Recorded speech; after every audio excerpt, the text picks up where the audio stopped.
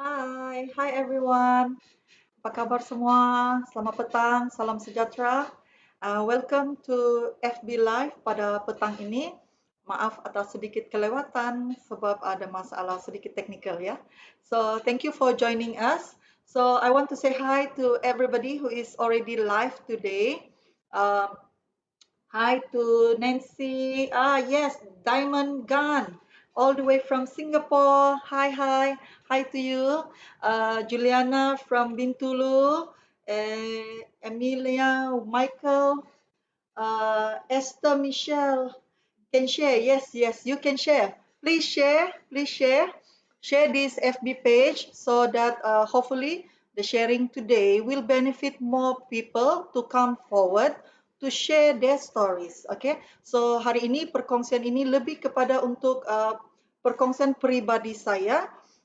Bukan atas niat apa-apa, hanya perkongsian peribadi agar orang yakin bahawa sebenarnya selepas breast cancer ada peluang untuk kehidupan yang lebih baik mungkin ataupun kehidupan dapat diteruskan seperti biasa.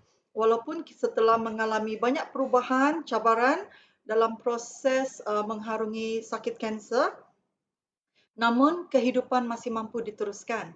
Ya, jadi please share. Kita bagi beberapa minit lagi untuk kawan-kawan share.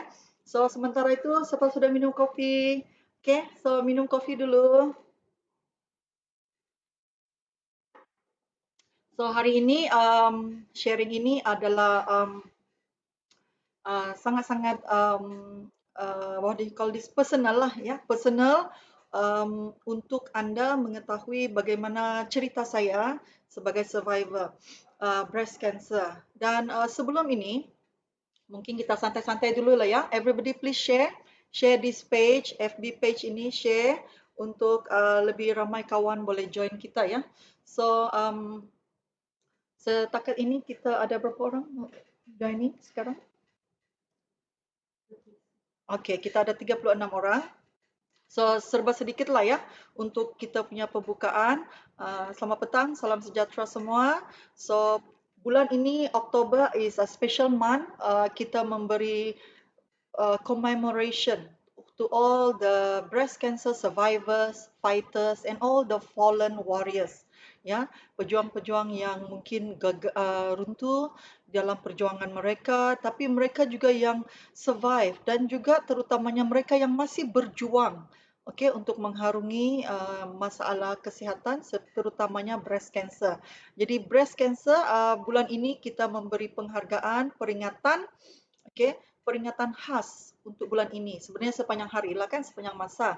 Tapi bulan Oktober adalah bulan istimewa untuk memperingati mereka yang telah berjuang, mereka yang telah survive dan yang mereka yang telah gagal gugur dalam perjuangannya mengharungi, memerangi kanser payudara. So istimewa sangat bulan ini sebab bulan ini saya sebagai seorang cancer survivor ingin berkongsi kepada anda perjalanan saya ya. Mungkin anda akan lihat ada gambar-gambar yang mungkin orang cakap limited edition lain ya. Selama ni pun jarang show gambar-gambar ni, tapi hari ini saya dengan hati terbuka saya akan share. Tapi anda akan lihat sebenarnya gambar-gambar ini walaupun keadaan ini bukanlah satu perjalanan yang mudah, sebenarnya sangat sangat susah dan kesusahan itu hanya difahami bagi mereka yang melalui cabaran ini. Tetapi I always want to see it on the brighter side, ya. Jadi anda mungkin lihat perkongsian saya more on the positive side about overcoming breast cancer. Okay, so hi everybody. Welcome. Pezzi is already on the line. Of course, our good friend Emily is already on.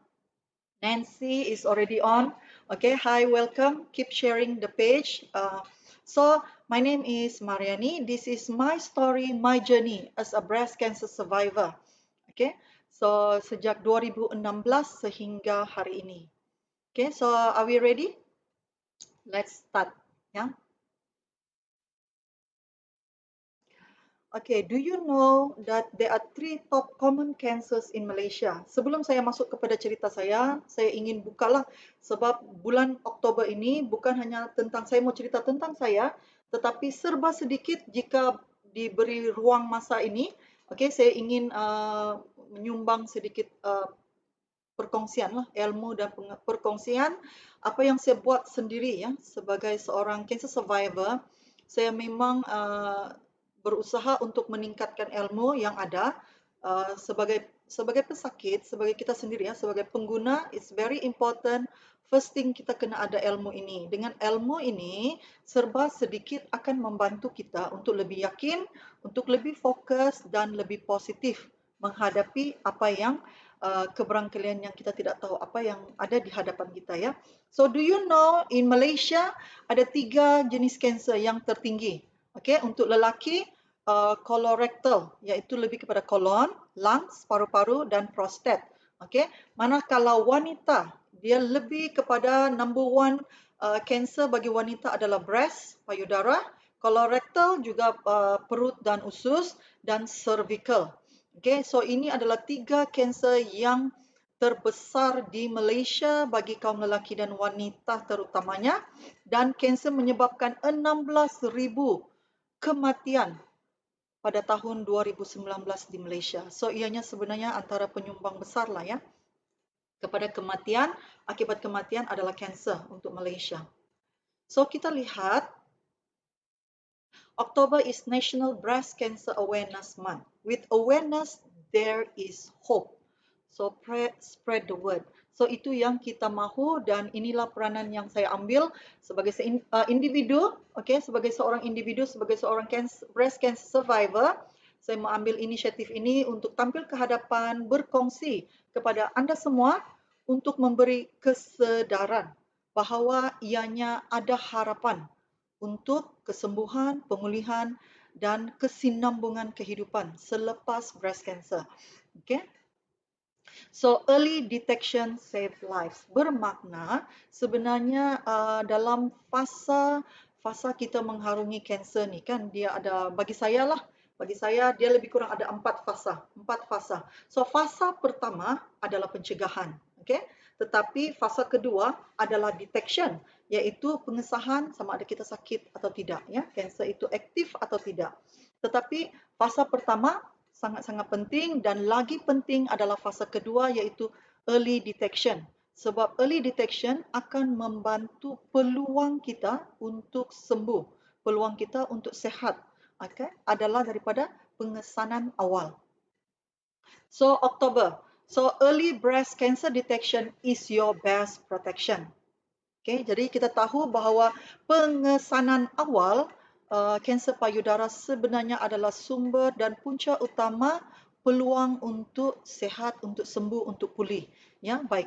Pada umur 20, untuk mereka yang berusia dalam lingkungan 20-an adalah dicadangkan untuk sentiasa selalu membuat what do you call this? Monthly breast self-examination. Berarti kita kena buat pemeriksaan sendiri. Dan bilakah masa yang terbaik untuk membuat pemeriksaan payudara? Ini self-check sendiri ya untuk wanita adalah setiap bulan selepas datang haid. Yang terbaik adalah selepas datang haid ya. Jadi kita kena buat self-check. Bagi mereka yang berusia 20-an, okay, mereka yang sudah mula menses, okay, mula datang bulan, sehingga awal 20-an, do your own self-check. Okay, so cara-cara dia, you can Google it out and check. Saya akan ada share sedikit nanti. Alright. Bagi mereka yang sudah berusia 30-an ke atas pula, anda dicadangkan, of course, first is always self-check sendiri. Kemudian, buat annual check lah. Kalau sebaik-baiknya, buat annual check kepada doktor. Mereka akan biasanya buat secara ultrasound check. Okay. Bagi yang di bawah 40-an ya, so hanya buat ultrasound check. Ultrasound check ni dia lebih kepada macam orang mengandung tu kan, dia scan sahaja, hanya scan. So it's no pain. Okay, dia tidak ada rasa sakit, hanya mungkin kalau doktor tu lelaki mungkin rasa sikit malu-malu lah kan. Tapi itu jangan fikir ya, jangan fikir tentang malu dan takut. Paling penting adalah utamakan pengesanan awal. So umur 30-an, manakala bagi wanita yang telah berusia 40 tahun ke atas, Anda adalah dicadangkan, digalakkan untuk buat sekurang-kurangnya setahun sekali ataupun selewat-lewatnya 2 tahun sekali buatlah memogram. Memogram ni dia macam X-ray lah untuk wanita di luar sana. 40-an ke atas, kalau 39 you rasa sangat mencurigai pun better go. Okay, 39 tahun, 40-an onwards, please go and do mammogram. So mammogram ni dia macam X-ray, okay? Dan bila masa yang terbaik buat mammogram juga sebaik-baiknya adalah selepas haid. Selepas datang haid, sebab payudara akan lebih lembut, jadi tidaklah rasa sakit, ya. Sebab dia akan kompres, dia akan scan, ya. Scan payudara kita. Dan sebenarnya mammogram adalah pengesanan yang terbaik. Sekiranya pengesanan awal yang terbaik mengesahkan sama ada kita ada kanser atau tidak. Right? Sebab kadang-kala kita biasanya dapat merasakan, ada ketulan-ketulan, ada ya. Tapi kita tidak tahu dan kurang faham, kurang arif kan, ketulan macam mana sebenarnya ni ya. Ini yang biasanya ramai orang terfikirlah. Okay? So, alright. So kita tengok kanser payudara bagi Malaysia ya. 1 daripada 30 wanita adalah risiko mengidap penyakit kanser payudara. Dan biasanya pengesanan ni kita ada stage 1, stage 2, stage 3, stage 4. Okay? So antara stage ini, kalau kita tengok kan di sebelah sini, jelas kita nampakkan bahawa pengesanan awal antara yang paling sedikit sebenarnya tahap ketika diagnose, berarti disahkan mengidap kanser tu sangat rendah dapat dikesan pada peringkat stage 1. Okay? Lebih ramai yang dapat dikesan pada stage 2. Okay? Manakala stage 3 dan stage 4, tengok stage 3 dan stage 4, 40% sebenarnya dikesan pada tahap 3 dan 4. Dan sebenarnya tahap ini, 3 dan 4 ni sebenarnya adalah tahap yang sudah dianggap kritikal. Keberangkaliannya sudah berada di fasa yang lebih advance dan lebih sakit dan kita tengok dari segi peluang kesembuhannya, jika anda dikesan pada tahap tinggi, sebenarnya lebih komplikasi dia akan lebih tinggi dan proses penyembuhannya, proses rawatannya juga akan lebih rumit dan dos ubat pun akan lebih tinggi, maka kesakitan yang kita rasa akan lebih juga. Ya, jadi sebab itu fasa ini sangat penting adalah untuk kita memahami dan membuat pengesanan awal. Ya, ini yang sangat-sangat ditekankan sebab itulah fungsi breast cancer awareness pada bulan Oktober adalah menekankan tentang pengesanan awal.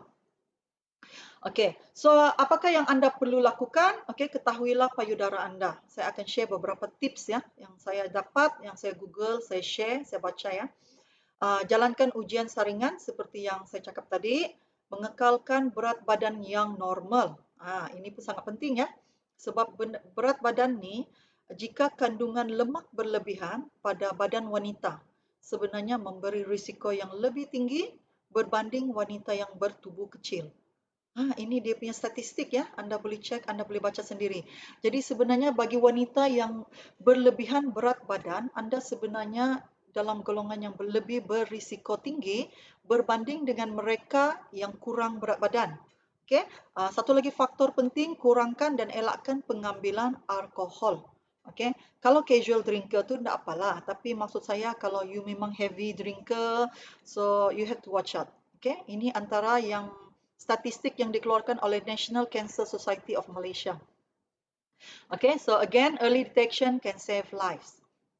Now, bagaimana pencegahan? Prevention is better than cure. Okay, itu kita tahu. Bagaimana kita harus mencegah? Fasa yang pertama adalah pencegahan. Dengan pencegahan, seperti yang kita tahu tadi, 1 daripada antara 30 wanita di Malaysia berisiko untuk menghadapi masalah kanser payudara. Bagaimana pencegahan dia yang terbaik adalah pertama untuk wanita elakkan merokok.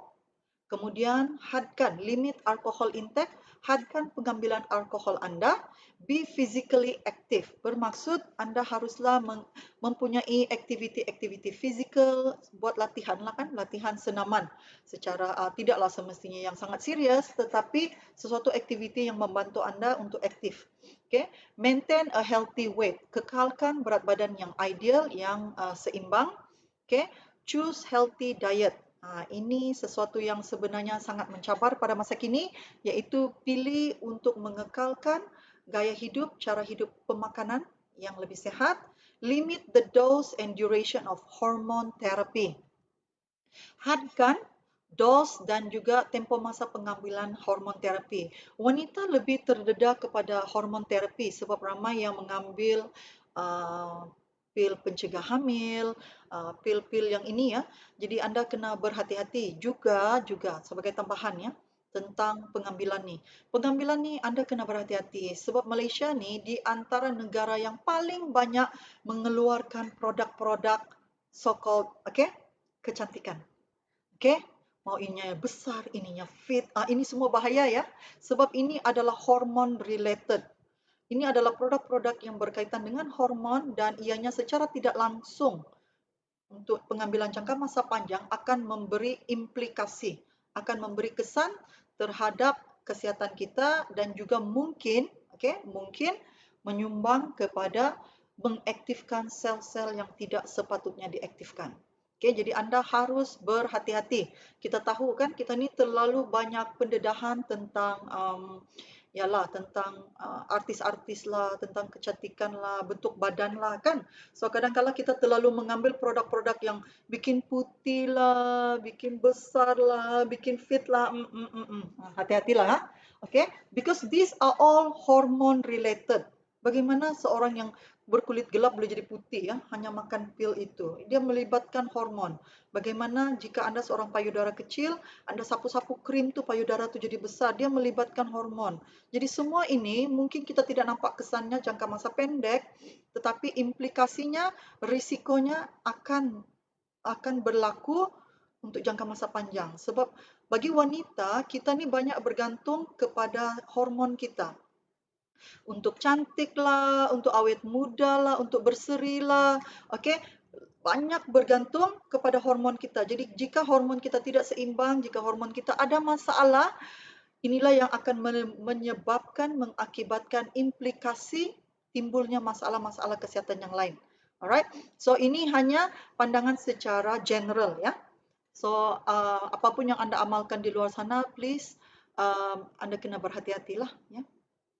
Okay, things you must know about breast cancer prevention. Perkara yang perlu anda ketahui tentang pencegahan payudara, kanser payudara. Fasa pertama adalah pencegahan. Pencegahan yang paling penting adalah early detection. Self-examination your breast regularly. Seperti yang saya cakap tadi, buatlah self-check selepas datang haid, buat cek anda sendiri. Okay, do not ignore any lump or node in your breast. Sekiranya ada rasa ketulan lah, ada perubahan warna lah, ini semua adalah simptom-simptom yang anda kena beri perhatian. In case you are over 40, get your mammogram done. Jadi bagi mereka yang telah berumur 40 tahun ke atas, sila buatlah mammogram sekurang-kurangnya setahun sekali.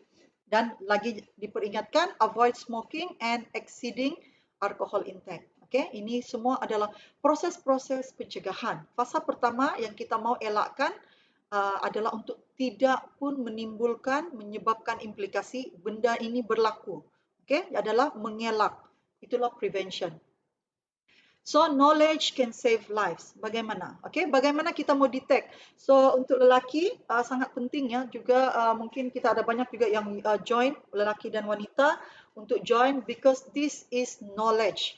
Sangat-sangat penting. Okay, so untuk wanita early detection adalah bila anda prihatin tentang keadaan payudara anda sendiri. Okay, pertama lihat dia akan cakap tentang skin texture. Skin texture bermaksud perubahan. Tiba-tiba dia ada warna lebam-lebam, ya. Tiba-tiba dia selalu ada warna merah-merah, lebam-lebam. Ini adalah tanda pertama. Dripping bermaksud kan Anda tidak, kalau Anda menyusu, itu lain cerita lah ya. Kalau Anda tidak menyusu, Anda seorang bujang ataupun Anda memang sudah ada umur dan anak pun sudah besar-besar, Anda tidak menyusu tetapi ada menyebabkan dripping, keluar ya, lelehan. Kemudian armpit pain, di bawah ketiak. Okey, kena ingat ya, payudara kita termasuk kawasan di bawah ketiak ya, bawah ketiak ini. Tiba-tiba armpit di bawah ketiak kita ni ada ketulan atau ada rasa sakit. Nah, ini Anda kena berhati-hati ya. Juga dimpling. Dimpling ni tahu ya, dimpling ni lesung pipi. Masuk kan? Maksudnya kadang-kadang kalau dia ketulan dia timbul di luar. Tapi dimpling ni tiba-tiba kulit tu akan masuk pula. Dia sunken. Ya, dia masuk ke dalam. Kemudian ini size or shape change, perubahan bentuk.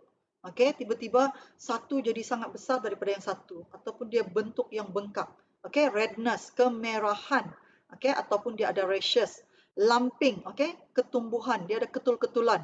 Alright, ataupun pull in nipple. Okey, kita tahu bahawa nipple ni kan dia terkeluar. Tiba-tiba nipple kita tu dia masuk ya. Kita tahu bahawa ada wanita yang nipple dia tu consider nipple, flat nipple lah kan. Tapi kebanyakan wanita nipple dia keluar. Okey, puting tu keluar. Tetapi tiba-tiba dia masuk, dia tenggelam. Ini kena pay attention juga ya. Sebab knowledge can save life. Jika Anda tahu antara simptom-simptom ini. Alright. Hi everybody. I hope you all like my sharing. Okay, so sedikit ilmu. So love your breast, be breast aware. Dia cakapkan be breast aware. TLC, touch, look and check. Ini sangat penting ya. Ini cara kita mahu membuat pengesanan awal, LAM. Okay, jadi LAM sangat senang. Kita boleh nampak, kadang-kadang kita tidak nampak, tapi kita boleh rasa. Kita pegang, kita boleh rasa ada ketulan. Okay, skin texture ataupun dimpling. Skin texture tadi perubahan warna kulit. Okay, dia ada warna lebam, dia ada kemerahan. Dimpling tiba-tiba dia masuk. Okay. Okay, kemudian appearance of direction of nipple. Appearance dia, bentuk puting tu perubahan bentuk dia. Okay, nipple discharge, lelehan dan juga crusting, rashes. Right, so knowledge can save life. Ini sangat penting ya bagi wanita. Ilmu adalah sangat penting untuk pencegahan awal. Okay, bukanlah kita bagi tahu semua ini untuk anda jadi paranoia ya. Maksud saya sangat takut, tidak. Tapi sebenarnya dengan pengesanan awal, anda sebenarnya lebih berpeluang tinggi untuk sembuh, untuk dipulihkan. Right? Now, stages of breast cancer. Okay, ini sebelum saya share saya punya story lah kan. So, kita berkongsi sedikit ilmu. Okay, peringkat-peringkat kanser payudara ini, dia ada stage 0. Stage 0 ni bermaksud abnormal cells are present but not spread to nearby tissue. Okay, pada stage 0 ini belum ada apa-apa yang berbahaya. Stage 1, cancer has spread to other tissue in a small area. Stage 1 ini biasanya telah dapat dikenal pasti tapi masih pada saiz yang kecil. Biasanya di bawah 2.5 atau di bawah 2.5 mm kah begitu ya, ataupun 5 mm. Dia masih kecil tapi sudah dapat dikenal pasti dan telah disahkan.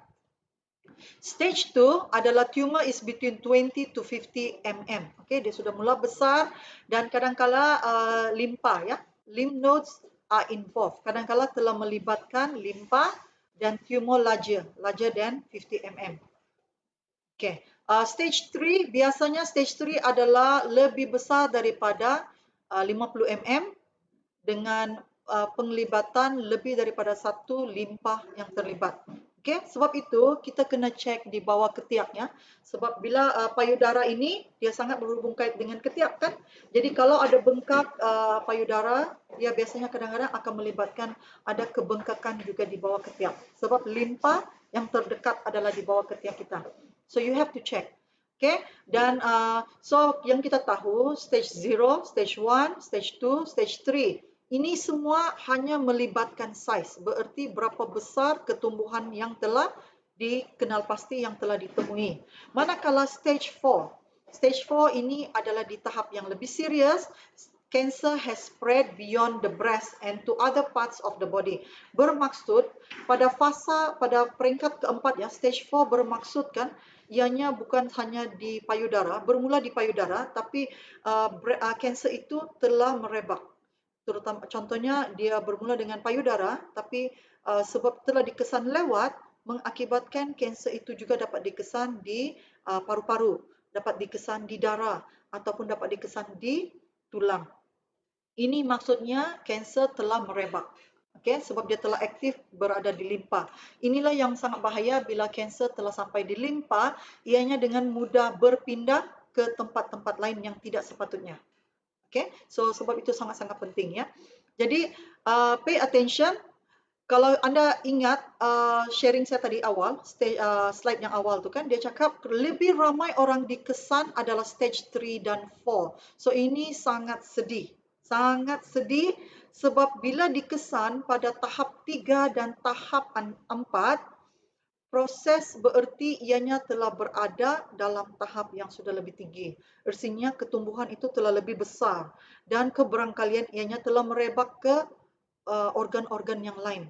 Jadi ianya menyebabkan proses perawatan, proses penyembuhan itu lebih serius lah, lebih complicated dan kalau dari segi dosage ubat tu pastinya lebih tinggi dan proses ini pada tahap fasa 3 dan fasa keempat sebenarnya pesakit melalui rasa sakit yang lebih.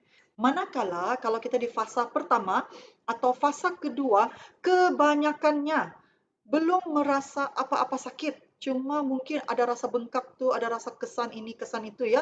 Contohnya rasa kesan lebam, kesan bengkak itu, tapi belum merasa apa-apa sakit yang lain. Manakala pada fasa 3 dan fasa keempat ni, okay, stage 3 and stage 4, normally the patient is already enduring pain. Okay, maksudnya telah merasa sakit. Bengkak kan, dia sudah bengkak besar. Jadi kita kena elakkan kedua fasa ini. Sebab itu early detection ini kita harus fokus pada early detection. Nah, itulah peranan perkongsian saya untuk membantu anda. Don't be scared. Apa yang menyebabkan kebanyakan ramai orang dikesan lewat? Okay, mengikut sebab saya selepas saya melalui breast cancer, saya mengikuti persatuan Pink Ribbon lah wanita. Pink Ribbon breast cancer wanita di KK juga, dan saya juga pernah buat beberapa sharing. Okay, saya ada buat sharing International Women's Day di Beaufort. Okay, saya ada buat sharing sebagai cancer survivor dan juga ada buat sharing di satu dua jabatan yang menjemput saya, okay, melalui persatuan Pink Ribbon, menjemput saya untuk berkongsi cerita pengalaman sebagai cancer survivor. Okay, so mengikut perkongsian lah, sebab bila sesi perkongsian seperti ini kita membuat akan sharing to public, saya pun dengar kita normally ada panel doktor, kita ada panel lah yang akan berkongsi ya. Jadi kenapa ramai orang dikesan adalah pada fasa yang lewat, fasa 3 dan fasa 4. Kebanyakan orang sedihnya ya, sebenarnya is very sad. Bila you hanya dapat detected, confirm, jumpa doktor, you telah dikesan stage 3 and stage 4. Sebenarnya sangat sedih. Saya sangat sedih jika saya sendiri tahu ianya sebenarnya sangat sedih. Kenapa? Kenapa orang biasanya bila pergi doktor, dia sudah di fasa yang lebih tinggi? Sebab pertama, orang selalu ada sikap malulah. Kan malulah nak jumpa doktor. Okay? Dan lagi, takutlah, dia sudah rasa, ada rasa ketulan-ketulan lah. Tidak mau jumpa doktor. Kenapa tak mau pergi jumpa doktor? Takutlah, macam mana kalau positif? Macam tu, takut untuk tahu yang benar. Okay? Kemudian dia sudah tahu, ada lagi pengalaman juga yang kita dengar daripada pesakit lain. Perkongsian doktor adalah pesakit ni dia jumpa doktor, dia masih di fasa 1. Masih di fasa 1, tetapi setelah disahkan positif, di fasa 1, beliau masih mengambil keputusan untuk tidak mahu membuat apa-apa rawatan, tidak mahu jumpa doktor, tidak mahu proses rawatan dia. Semua, by the time dia refer balik kepada doktor, dia sudah naik kepada stage 3. Berarti telah merebak. Bila ditanya kenapa orang-orang yang macam ni, yang sudah tahu mereka telah dikesan awal tapi tidak mau mengambil tindakan untuk melalui proses rawatan, checking, further checking, pengesahan. Pertama, dia cakap takut. Kedua, dia cakap dia lebih kepada perasaan takut. It's very sad, you know. Dia takut dia confirm cancer. Dia takut nanti doktor mau potong, okay? Dia takut doktor mau potong. Kemudian dia takut melalui rawatan kemo, sakit, apa semua. Tapi beginilah ya, this is my voice. Okay, saya mau bagi tahu Anda takut untuk dikesan, Anda takut untuk dirawat, Anda tidak takutkah kanser ini boleh menyebabkan maut, boleh menyebabkan Anda menderita lagi teruk. Okay, jadi sebenarnya sangat-sangat penting adalah pengesanan awal sebab anda sebenarnya mengurangkan proses rasa sakit. Anda hanya melalui normal checking. Walaupun anda telah dikesan pada stage 1, stage 2, proses kedua ini anda belum rasa sebenarnya sakit tau. Jadi anda hanya perlu dikesan untuk anda tahu langkah-langkah seterusnya. Dan peluang akan lebih tinggi untuk sembuh, untuk pulih, dan untuk hidup seperti orang-orang biasa. Kembali kepada kehidupan asal. Okay? Jadi, sebab itu early detection ini sangat-sangat penting. Please, ya, please pay attention to early detection. So next, apa pentingnya knowledge? Ini breast cancer myths or debunk. Ini kadang-kala banyak kita dengar orang bilang, dengarlah kan si Anu cakap, kau tahu tu kawan cakap. Okay, yang dengar-dengar ni ini kadang-kala tak betul juga dan kadang-kala sebenarnya bahaya juga ya sebab kadang-kala dia memberi fakta yang tidak betul dan kadang-kala dia menakutkan. Okay, the fact is mammograms can find breast cancer up to 3 years before it can felt as alarm. Ini pentingnya. The fact ni sangat penting ya. Sebenarnya dengan kita buat mammogram tu, dia scan tu kan, dia macam X-ray untuk payudara tu, dia mampu mengesan kanser sel payudara tu 3 tahun sebelum ianya menjadi. Sebab itu kita kebanyakannya selalu lambat lah ni, lambat membuat checking. Okay? Okay, so ada yang selalu myths kita selalu dengar. If your mom had a breast cancer, if my mom had a breast cancer, so will I. Ini selalu orang cakap kan, ibu saya ada breast cancer, artinya saya pun akan keberangkalian tinggi akan dapat. Yes and no. Okay, kalau kita tengok daripada statistik ini, hanya 5 ke 10%, 5 ke 10% breast cancer cases result from hereditary. Bermaksud hanya 5 ke 10% faktor kanser payudara ini adalah faktor keturunan. Sangat kecil sebenarnya ya. Hanya 5 ke 10% adalah faktor keturunan. Okey, kena ingat macam saya, I'm a breast cancer survivor. Keluarga saya, okey, daripada setahu saya lah, nenek saya, ibu saya, sehingga saya tidak ada keturunan yang mengidap kanser payudara. Tapi saya yang dapat. Okay, so betul lah kan statistik ini hanya 5 ke 10% daripada mereka adalah faktor keturunan. Okay, myths lagi. Dia cakap men don't get breast cancer. Sebenarnya lelaki juga ada yang kena kanser payudara tapi hanya mewakili 1 ke 2% populasi ya. Okay, dan ianya adalah cases-cases yang sangat-sangat terpencil. Okay. Myths, breast cancer often leads to death. Ini juga when found at early stage, the breast cancer 5-year survival rate is 99%. Okay? Jika orang cakap jika anda telah dikesan mengidap kanser payudara, selalunya akan mengakibatkan maut. Sebenarnya salah. Sebab itu pengesanan awal sangat penting. Sebab dia tunjukkan di sini bahawa sekiranya anda dikesan pada peringkat awal, okay? Pada peringkat awal 99%, okay, pesakit akan hidup lebih daripada 5 tahun. Malah ada yang lebih lagi. Okay, berarti peringkat peluang kesembuhan itu sangat-sangat tinggi. Myths, all lumps are cancerous. Selalu kita bilang kan, asal ada ketul-ketul, cancer. Ada ketul-ketul, cancer. Tidak, sebenarnya tidak. Okay, hanya certain lump sahaja. Kita kena tahu lump ni dia ada cyst, dia ada banyak kategori ya. Dia ada banyak-banyak kategori. Sebab itu kadang-kala bila kita buat self check ni, kalau kita nak pandai lagi, kita belum tahu lagi, kadang-kadang kita pendek sendiri. Sebab bila kita tekan, kita pegang semua pun ada ketulan-ketulan. Mana satu ni? Ada ketulan semua. Okey, memanglah kan. Kan payudara ni dia memang ada satu ketulan, tapi dia ada ketulan yang lain sebenarnya ya. Okey, jadi cara itu kalau anda belum tahu, belum pandai, go to the doctor. Kalau anda, ini saya punya tips ya, kalau anda mungkin rasa segan kan, kebanyakan doktor, kalau carilah doktor wanita. Kalau rasa malu, cari doktor wanita. Kalau untuk di KK ni, kita boleh macam breast cancer, biasa cancer ni kita boleh di hospitalikas kan. Juga kita boleh klinik ibu dan anak. Okay, klinik ibu dan anak, family planning, kebanyakan dia adalah nurses yang sangat-sangat berpengalaman. Okay, dan wanita. So you're not kurang sikitlah rasa segan dan malu tu kan. So untuk mereka yang baru, go to that option. Okay, tapi pengesanan awal tu sangat penting untuk mengesahkan mana satu lump ni yang cancerous dan tidak.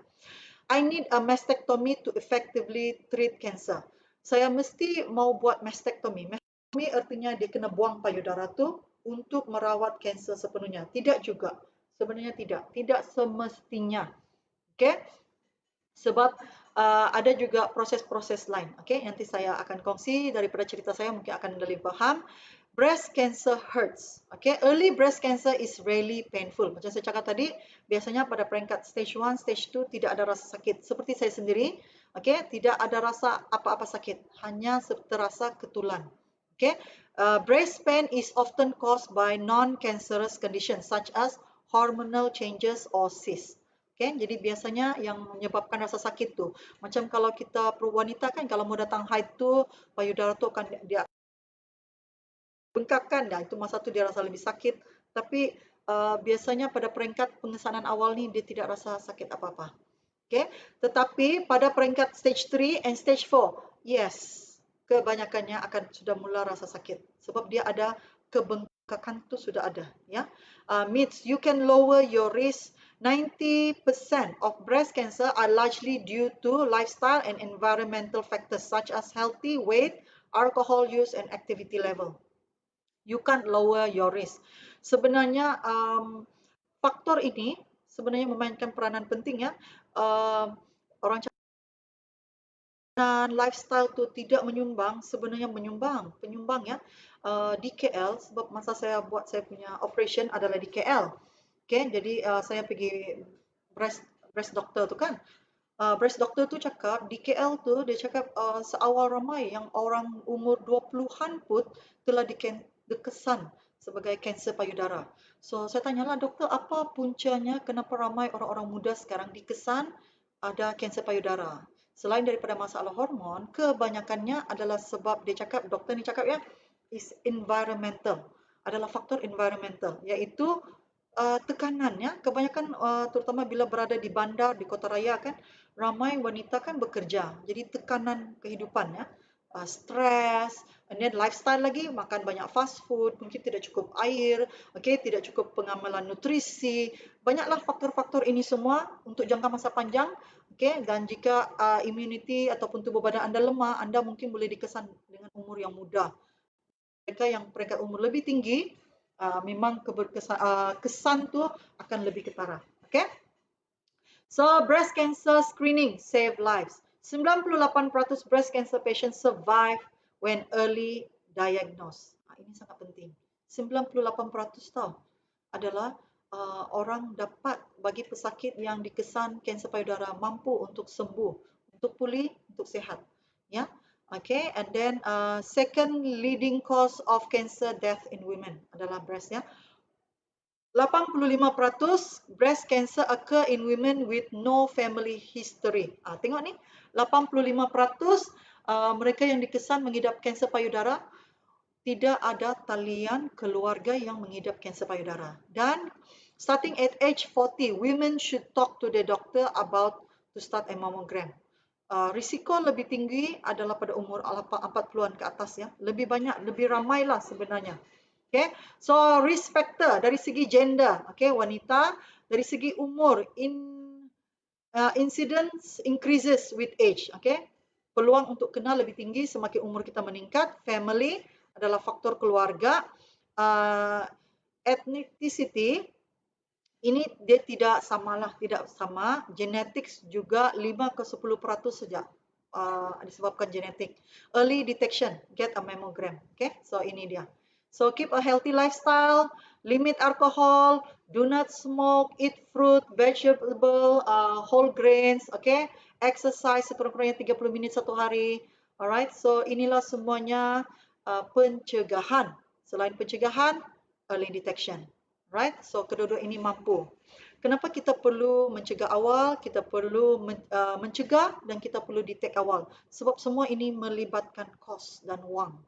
Okay, ini saya bagi tengok sajalah ya, bagaimana kos-kos rawatan kanser sangat-sangat tinggi ya. Ini adalah nasopharyngeal adalah hidung ya, hidung. Breast, payudara, dia boleh sampai 300,000 ya. Cervical 60,000, lungs, paru-paru 56,000, kolon 100,000 lebih. Dan tengok kos-kos perbelanjaan ini. So ini saya dapat juga ya. So ini adalah top 5 cancer di Malaysia. Jadi pencegahan ni sebenarnya adalah kos yang paling murah. Kita kena cegah, tapi kita kena disiplin. Sebab tu kena jaga ini, jaga itu. Kadang-kadang itulah yang kita gagal lakukan. Sesuatu yang percuma biasanya itulah kegagalan kita, ya. Dan sebab ini yang kita kena berhati-hati. Pada akhirnya ianya melibatkan banyak wang. Okay? Of course kita boleh cakap kita pergi government, tapi government hospital kita ada proses menunggu, kita ada proses kelewatan, ketidakselesaan dan sebagainya. Sebab itu saya sangat bersyukur jugalah pada proses saya dikenal pasti mengidap kanser payudara. Syukur sebab saya buat keputusan untuk ada insurans. Ini sangat something yang sangat penting untuk pencegahan, untuk memudahkan anda menanggung kos ini. Sebab kalau dalam keadaan ekonomi yang sekarang ni lagi teruk dan terpaksa melibatkan kos besar ini, jadi anda akan menderita. Tapi jika ada insurans akan sangat membantu juga, ya. Okay, breast cancer is scary and no one understands that like another woman who has gone through it. Betul ya? Kamu mungkin bila dengar saya cerita nanti, you tengok saya memang jenis yang macam tu, okay? Saya sangat positif, saya senyum, saya ketawa. You tengok gambar-gambar ni pun tak adalah gambar yang sangat bersedih, okay? Because I'm very positive. Tetapi sakit tu memang sakit. Nama pun orang sudah sakit kan? Jadi tidak ada proses yang tidak sakit, semuanya memang sakit. Right? Tapi kita perlu ketabahan, ya. Right. So this is my story. So masuk kepada this is my story, my journey. Saya mau buat sedikit penafian lah. Okay. Tujuan perkongsian ini hanyalah untuk membuka minda anda tentang perkongsian pengalaman perjalanan peribadi saya sebagai cancer survivor. Anda kena tahu bahawa keputusan dan pengalaman setiap pesakit adalah berbeza-beza dan bergantung kepada banyak faktor yang berkaitan dari segi rawatan, dos ubat, okay, tahap dikesan, itu semua berbeza. Alright. Dapatkan maklumat lanjut daripada doktor anda dan timba ilmu untuk membina persediaan dan kekuatan mental, fizikal dan emosi anda. Ini sangat penting. Alright. Dapatkan sokongan keluarga ataupun NGO yang berdekatan yang mampu memberikan anda bimbingan, dorongan, sokongan ya, right, untuk anda memperjuangkan proses kesembuhan anda. Walau bagaimanapun, yakinlah bahawa early detection and fast action, okay, tindakan awal memberi peluang kesembuhan lebih tinggi untuk kesinambungan hidup seperti biasa. Sebab hari ini anda lihat saya seperti biasa juga. Kalau saya tidak bagi tahu saya adalah cancer survivor, tidak ada orang akan tahu saya adalah bekas pesakit kanser. Betul kan tidak? Kan? So, inilah yang paling penting. Kita pertama, prevention. Kedua is early detection. Right? So, but this is my story. This is my journey. So, ini adalah kronologi perjalanan cancer survivor saya. This is my name, Mariani Dio Campo. Umur sekarang 50 tahun. Okay? Saya sangat bersyukur ya. Saya boleh sampai ke umur 50 tahun setelah melalui cancer. Right? Occupation, saya seorang usahawan. Okay, I like to do business. Kami juga ada bisnes sendiri sebagai kontraktor. Alright, seorang isteri, seorang ibu dan saya juga adalah seorang anak. Ibu saya masih ada ya. Alright. Jadi status saya sudah kahwin satu orang, kan? Kemudian diberkati untuk dapat 3 orang puteri, right? Dan pada masa umur 46 tahun, saya telah disahkan mengidap kanser payudara. So, setakat hari ini adalah 4 tahun 15 bulan. Ini adalah gambar saya dan suami sebelum, ini adalah gambar masa saya di KL sudah. Saya sudah telah disahkan kanser, okay, dan saya telah ke KL untuk memulakan rawatan saya. Alright. So, you see, macam biasa sahaja. Orang pesakit kanser ni, kanser payudara ni bukan daripada raut muka kita nampak ya, bukan.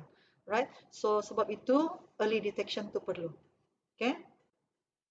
So my journey, breast cancer survivor 4 tahun 15 bulan setakat hari ini. Syukur dan puji Tuhan. Right? Saya sehat, saya bebas kanser. Okay. Bagaimana saya dapat tahu saya ada kanser? Saya self detect. Macam saya cakap tadi, buat test kan? Buat test. Kenapa ada rasa ni ya? Kenapa ada rasa ketulan ni? Tidak ada rasa sakit, tapi rasa bulat-bulat-bulat. Apa ni ya? Dan pada masa tu memang umur 46 tahun, memang saya sudah tahu, saya memang pernah buat mammogram. Jadi bila saya rasa ketulan tu, saya cakap, okay, I think saya mesti pergi buat mammogram. So, saya pergi ke klinik untuk buat mammogram. Okay, saya buat mammogram dan ultrascan. Selepas buat mammogram tu, scan result tu sudah terus keluar kan. Jadi bila keluar result tu dan memang doktor sudah cakap ini memang positif lah. Kemudian dia buat scan lagi, dia sahkan dan saiznya dikonfirm bahawa ianya adalah cancerous. Sebenarnya daripada bentuk tu sahaja doktor sudah boleh nampak ya.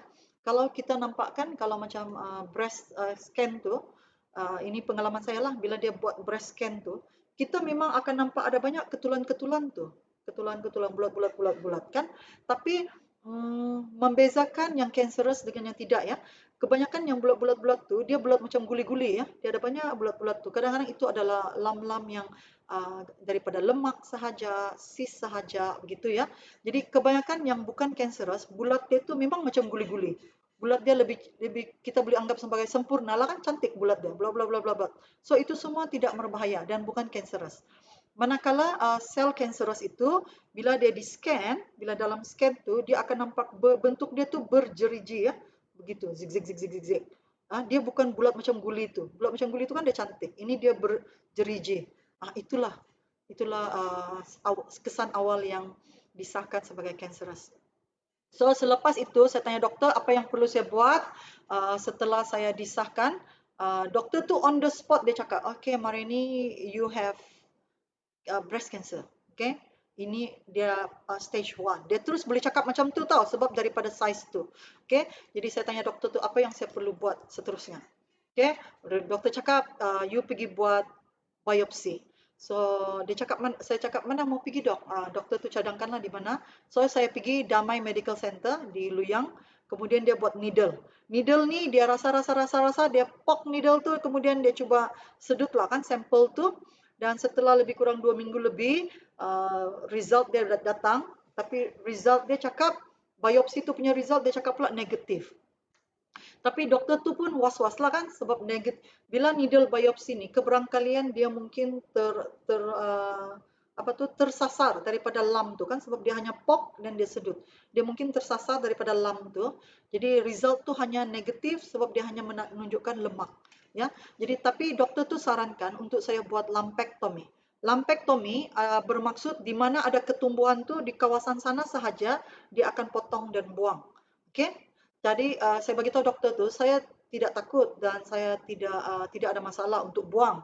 Tetapi sebab keputusan doktor tu negatif. So saya mau keputusan yang lebih konklusif sebelum saya buat keputusan untuk melakukan apa-apa pembedahan. Ini saya jawab dengan doktor tahu macam tu. Jadi doktor tu pun saya cakap dengan doktor tu saya mau second opinion. Okay? Jadi jika anda telah disahkan, sangat penting untuk anda mesti dapatkan second opinion ataupun third opinion. Okay?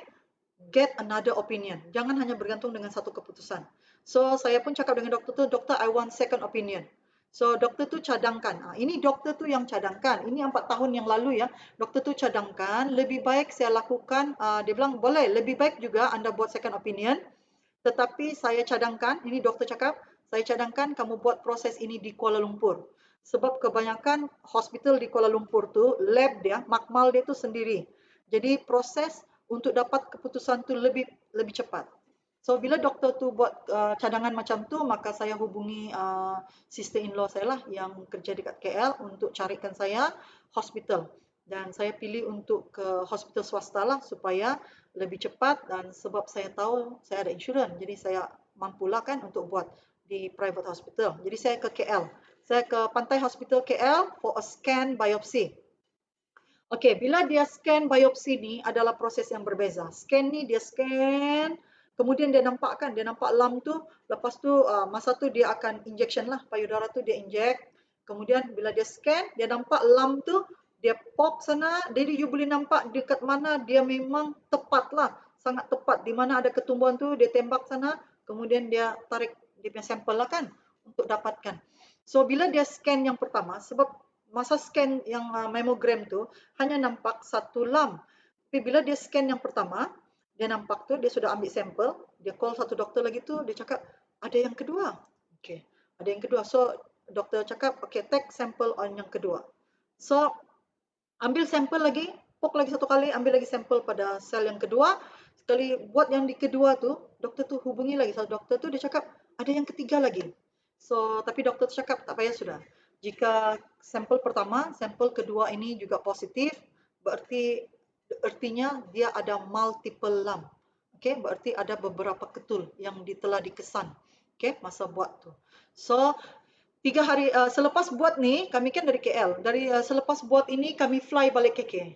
3 hari kemudian doktor call, you have to come. Bawa beg besar, kena datang KL. Saya cakap, doktor, kami ni datang dari jauh. Bagi tahulah keputusan tu daripada phone saja. Dia bilang tak boleh, mesti kena datang. So dengan beg besar, saya dengan suamilah pergi KL. So pergi KL 3 hari saja. Selepas tu fly lagi pergi KL balik. Dan dia sahkan bahawa ianya adalah stage 1. Stage 1 with multiple lumps. And suggested to do mastectomy. Mastectomy artinya dia kena potong buang. Okay, so ini dia punya conclusion lah yang perlu saya lakukan pada masa itu. Okay, so pada 20 tapi bila dia cakap tu, dia cakap you kena datang, you kena check in terus hospital, kena buat pembedahan segera, secepat yang boleh. Tapi masa tu sudah mau dekat Holy Week. Jadi saya cakap, doktor, saya tak mau buat sekarang, saya mau balik KK dulu, finish the Holy Week. Selepas Holy Week tu baru saya datang balik. So saya balik KK. Selepas itu 29 Mac 2016 kami sampai KL saja, terus check in to the hospital sudah. Okay, dan telah melalui proses pembedahan 6 jam. Okay, untuk mastectomy and breast reconstruction. Okay, ini satu proses yang panjang lah, dan sebelum proses-proses ini memang doktor akan perjelaskan kenapa mau buat ini, apa komplikasi dia, apa sebab dia, apa pilihan dia. Breast reconstruction ni, sekarang ni setahu saya untuk yang di KK ni kan, setahu saya Hospital Likas pun ada buat. Bukan macam dulu lebih jarang orang dengar kan breast reconstruction. Tapi sekarang ni is very normal. Very very normal, dan setahu saya Hospital Likas pun hospital kanak-kanak dan wanita tu pun dia ada breast reconstruction ya. So sebenarnya sudah sangat-sangat baik di Sabah ni ya. Sekarang sudah sangat majulah, lebih maju daripada masa saya kena dulu. Okay, so apa yang berlaku bila anda dapat keputusan ini kan, dia lebih kepada emotional and psychological roller coaster. Okay, pertama anda akan merasa sangat takut. Okay, ini yang sebenarnya ramai orang melengahkan proses checking ni sebab dia takut. Dia takut, dia takut dapat tahu itu kanser. Okay, dia takut mau rawatan. Dia takut doktor akan cakap kena buang. Okay, kemudian dia akan ada kemurungan, kesedihan, kemurungan. Kemudian dia selalu ada perasaan self-blame. Ini yang berlaku, dan of course kita akan ada rasa kerisauan. Apalah berlaku dengan anak-anak saya nanti, sekiranya something happen to me. Banyaklah kalau ibu wanita yang kena ni kan, dia punya pemikiran ni terlalu jauh ke hadapan sebab dia selalu memikirkan tentang suami, tentang anak-anak, ya, tentang keluarga dia. So memang perasaan ini akan timbul. Perasaan ini adalah normal. Semua orang, bukan hanya sekadar kanser payudara, semua jenis penyakit yang serius akan timbul perasaan ini. Tapi saya selalu berpesan lah ya, sebab bila masa perkongsian saya dulu tentang breast cancer ni, orang akan selalu orang kadang-kadang tanya, uh, dong jumpa saya, kongsi yang mereka ni telah dikesan, ada ini, ada ini. Saya cakap, kenapa tidak pergi rawatan? Takut. Okey, ada yang dia cakap, saya tak mau buang. Doktor telah sahkan kanser tu, kemudian doktor cakap kena buang. Dia cakap dia tak mau buang. Saya cakap, you mau selamatkan payudara atau you mau selamatkan nyawa? Mana yang sebenarnya lebih penting? So, ini sebenarnya satu keputusan yang memang sangat-sangat rumit. Sebab wanita ni, payudara ni lebih kepada sexuality kan. Kadang-kadang dari segi penampilan, kecantikan, dia mengefek bentuk badan. Tapi yang sangat penting anda kena fikir adalah tentang nyawa anda. Kadang-kadang dia cakap, saya takut melalui proses ini nanti suami saya tinggalkan saya. Ramai juga suami yang tinggalkan isteri dia yang serba okey, kan? Jadi jangan fikir yang ke arah itu. Kena fikir tentang survival, tentang keselamatan, tentang nyawa anda. Okey, anda takut buang payudara tu, anda tidak takut mati. Itulah kalau kira dia macam tu kan. Ah, jadi anda kena fikir lebih jauh. Anda kehilangan payudara, tapi kalau anda masih boleh hidup, anda kesinambungan hidup tu lagi penting daripada kehilangan payudara. Okey, itu hanya kalau anda mampu, anda boleh buat plastic surgery. Macam tadi itu kan, breast reconstruction. Kalau tidak, it's okay. Kehidupan perlu disambung, ada payudara atau tiada payudara. Sebab fungsi payudara adalah untuk menyusu anak.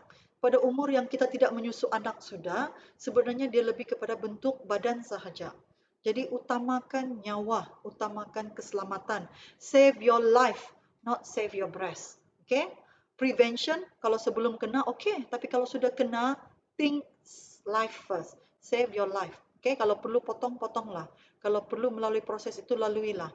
Sebab ia akan menyelamatkan nyawa anda. Right? So first thing adalah perlu anda ingat adalah diri anda. Masalahnya wanita ni bila dia kena, dia lebih fikir tentang suami dia lah, dia lebih fikir tentang anak-anak dia lah. Dia lupa yang diri dia tu yang lagi penting. Sebab diri dia tu yang akan melalui proses rawatan, proses sakit, proses pemulihan. Dia yang kena lalui itu, tapi dia selalu melebihkan pemikiran tentang orang lain. So, when you are in this situation, please utamakan tentang nyawa anda, keselamatan anda, kesembuhan anda. Think about you first. Okay? Because bila anda sembuh, anda pulih, anda boleh bantu suami anda boleh bantu anak-anak anda. Jika anda sakit, anda serius, okay, penyakit itu menjadi melarat, memudaratkan, suami anda pun memang tidak dapat dibantu, anak-anak anda lagi akan terbiar. So, focus first about your safety, about your well-being. Okay? So, sangat-sangat penting. So embrace it, face your fear. We must embrace pain and burn it as a fuel for our journey. Sebenarnya proses ini memang sakit. Tidak ada yang tidak sakit. Memang sangat sakit, tetapi kita kena sesuatu yang kita tidak boleh ubah kan. Kalau kita bilang kalau kita boleh buang kanser tu dia hilang, baguslah. Tapi kanser tu ada. Dan kita tidak boleh ubah dia. Kita tidak boleh buang dia, kita perlu lalui proses itu, maka kita kena ambil dia, tabahkan diri dan ambil dia sebagai pembakar semangat kita untuk melalui perjalanan tu. Okay? So itu yang sangat penting. So pendaftaran dan persediaan sebelum pembedahan. So ini this is what I did. Okay, saya pergi admit setelah disahkan buat admission masuk hospital pantai. Ini gambar-gambar lah ya. Saya share gambar sahaja. Banyak gambar ni tapi saya pun tak pernah share. So hari ini anda akan lihat gambar-gambar ini. Okay, so breast care center di hospital pantai Damansara, I think, ya. Yeah. Okay. Kemudian ini bilik rawatan, bilik saya lah. Okay. Bilik ni saya stay lebih kurang 1 minggu juga ya, kena admitted. Okay, and then persediaan dia kena jarum. You know, untuk orang seperti saya kan, saya sebenarnya sangat takut sakit. Tidak orang yang tak takut sakit banget, tapi saya ni sangat takut terutamanya jarum. Tetapi bila sudah dalam keadaan sakit ni, pelbagai jenis jarum lah dicucukkan, apa boleh buat? You have to face it. Like I said, embrace it and take it. Okay? So terima sahaja seadanya dan kita tahu inilah proses kesembuhan kita. Okay, so proses tu sebelum buat tu banyaklah cek ini dan saya buat MRI lagi, buat test lagi. 1 hari sebelum operation tu saya memang kena buat semua test check, right? Then saya sangat happy ya bila di hospital pantai itu ramai juga pula budak-budak nurses dia ini trainee nurses dia ramai juga adalah daripada Sabah ya. Ramai nurses pula di sana Sabah. Sabahan nurses. Persediaan ke bilik pembedahan, membuat pembedahan mastektomi dan pembinaan semula. Okay, so the next day 29 hari bulan saya admitted, register, buat test, all the test. Kemudian 30 hari bulan awal pagi adalah pembedahan saya. Okay, so ini of course kita kena buat persediaan dari segi mental. Okay, kalau ada agama tu kita berdoa semua kan. So semua ni sudah dipasang sedia, right? Like I said, banyaknya jarum-jarum cucuk sini, cucuk sana, reda sajalah, ya. Sebab kita mahu sembuh, kita mahu pulih. So kita hanya perlu tabahkan diri, tabahkan hati. So awal pagi, alright. Ini saya punya fotografer lain ni kan, husband saya lah. Alright, so dia yang ambil picture, semua bersedia. Memang kena banyak berdoa lah kan. Saya sebenarnya sangat takut bila buat operation masa ni. I told my husband, saya cakap, macam mana kalau saya tidur, saya tak bangun lah. Takut kan bila dikasih tidur tu, tiba-tiba tak bangun. Rasa belum bersedia kan. Tapi apa boleh buat, kita perlu harungi. Kita perlu reda saja ya. Sebab itu kita kena berdoa lah. Banyak berdoa, banyak reda kepada Tuhan lah kan. Alright, so disorong masuk ke bilik pembedahan.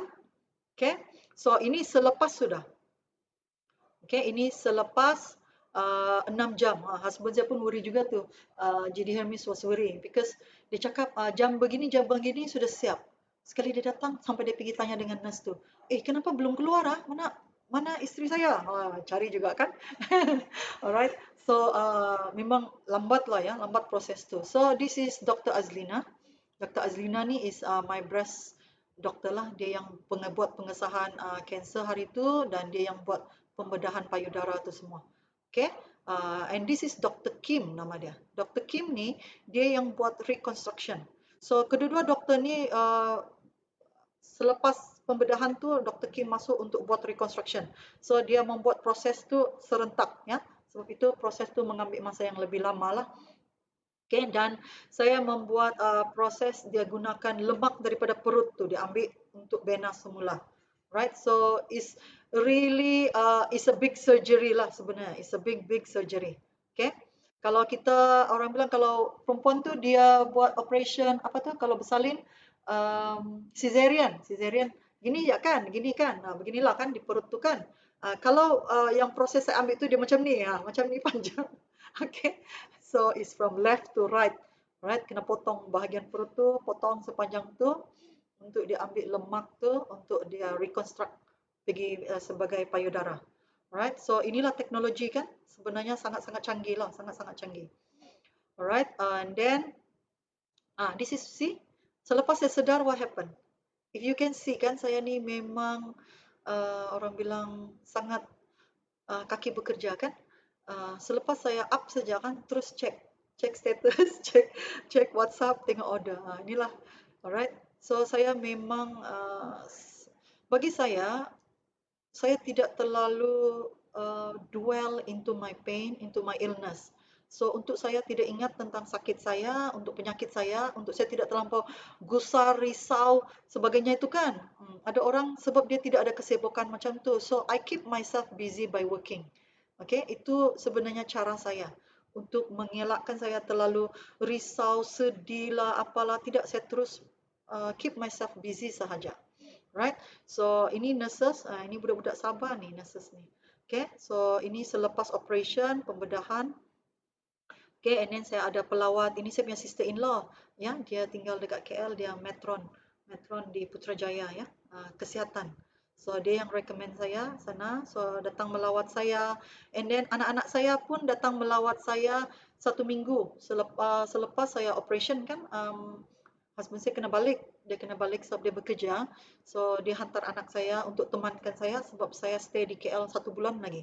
Okay, ini selepas operation sudah ya. So anak-anak saya datang hiburkan saya lah, temankan saya. So cousin saya juga masa tu ada di KL datang melawat saya. Ada beberapa kawan lagi datang melawat saya masa di hospital tu. Ada tapi gambar tak dapat cari kan. So thank you everybody who have come to comfort me, to come to visit me during my apa ni lah, sepanjang saya punya operation, rawatan, okay, especially to my family. So memang sangat-sangat bermakna saat-saat ini kita perlu orang-orang yang bermakna dalam hidup kita ni lah yang kita perlu di samping kita ya.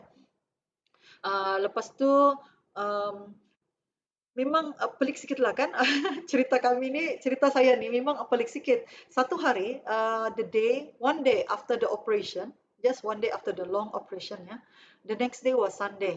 So kami curi-curi keluar lah. Saya dengan husband saya ni, kami curi-curi keluar, take taxi, kami pergi church. Okay, with my sister-in-law and daughter dia.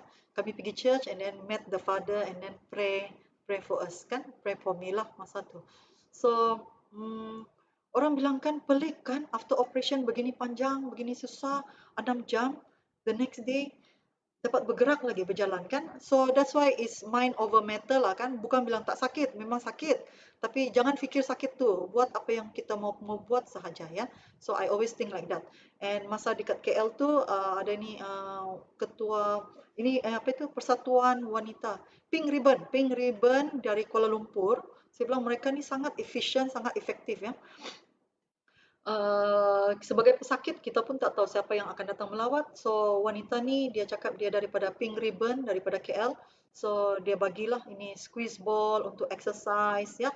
So dia ajar kita kena exercise supaya tangan kita tu kan supaya tidak numb apa tu lah, dan dia bagi nasihat-nasihat.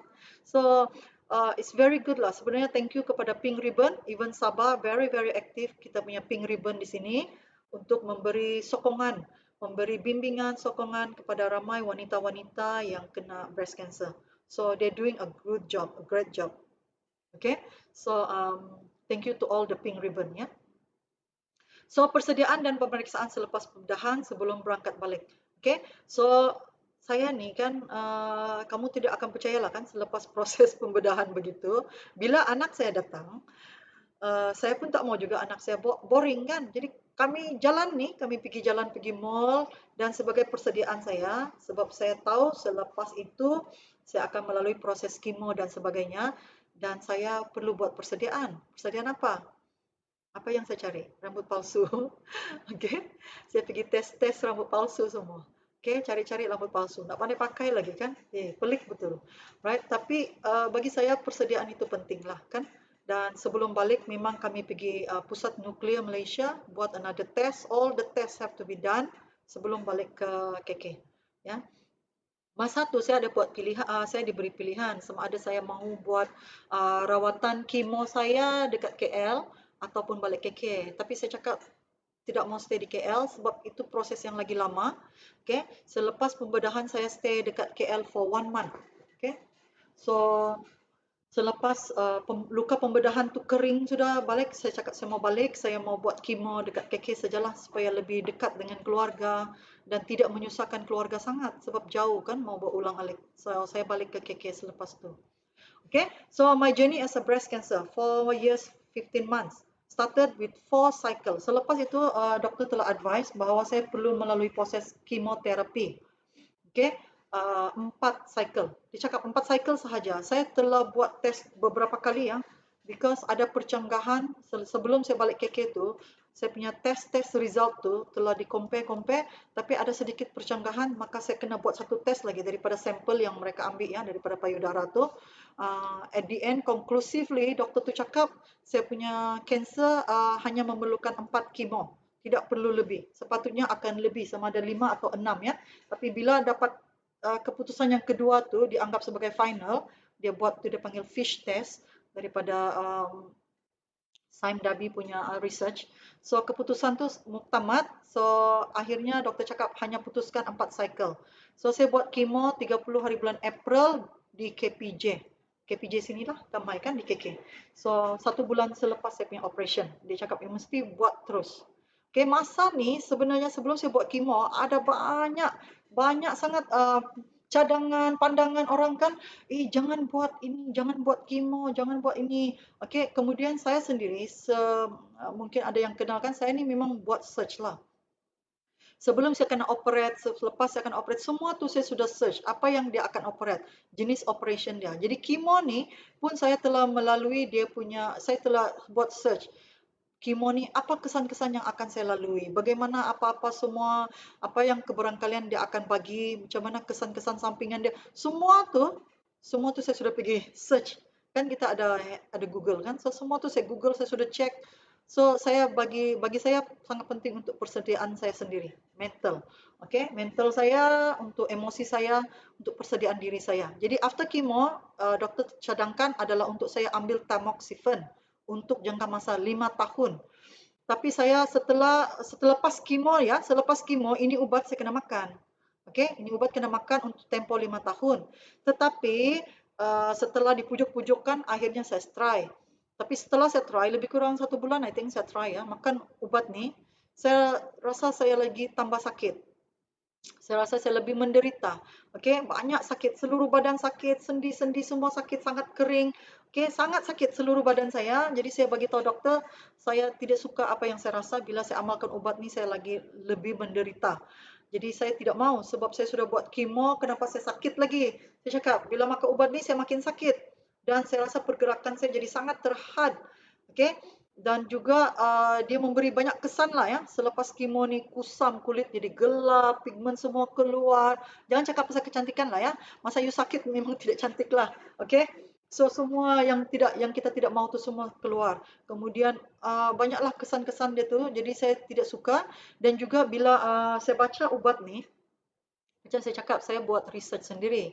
Jadi bila saya search tentang produk ni, saya baca dia banyak juga, memang banyak review daripada pesakit-pesakit yang mengamalkan ni, dan apa yang saya rasa tu, itulah yang mereka semua rasa. Dan mereka rasanya untuk 5 tahun.